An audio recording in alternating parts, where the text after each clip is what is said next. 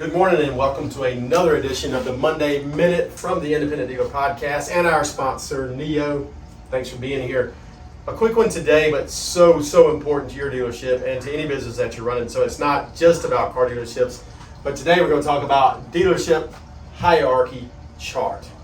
And so what this is just a chain of command. Some of you may have it, but it needs to be written down. There's 4 key reasons to have this. Number 1, accountability for projects. So if you're at top or if you're a manager and you want to delegate to people, everybody needs to know who you're answering to. And you can only have accountability for that if you know how the work flows and how it flows downhill. So accountability for projects, number 1. Number 2, employee development and guidance. So when you train someone, when you hire someone, you've got to kind of know who's training them, right? So if I hire someone in the service department, I know that my service manager is going to be responsible for that development and that guidance. And if I hire someone under a service tech, a master service tech, if I hire a apprentice or whatever, I know that he's under him. So all this just leads kind of up the pyramid as we were talking about. They need to guide, and I can guide down from the top, and I can make sure everybody's being developed. Number 3, provide a clear career path. That's kind of hard to say. Try it 3 times.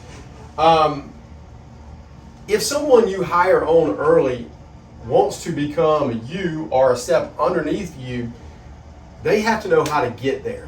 So if I hire a technician, that technician decides one day that he wants to be a service advisor, then that service advisor decides that he wants to be the service manager, then he's got to know the path to get there. And then someday he may even want to replace me at the dealership. So this defines it. If everybody knows who answers to who like that, it's a really easy way to move up the ladder. Number 4, super important, efficient company communication. So we were at a service group meeting last week, and what I kept hearing from these service managers over and over again, and honestly my service managers too said the same thing because I took him, that me as an owner, I would bypass every freaking chain of communication and go down here to a technician.